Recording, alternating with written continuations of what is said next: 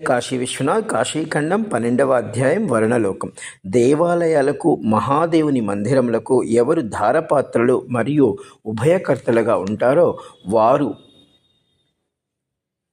వంశము, అలాగే వారు మరణించిన తరువాత వర్ణలోకములో నివసించేటువంటి అవకాశము ఎక్కువగా ఉంది.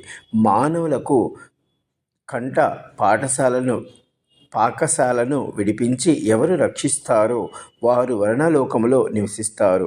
వర్ణలోకమునకు అధిపతి అయిన వరుణుడు జలజంతువులకు జలాశయములకు అధిపతిగా ఉంటాడు.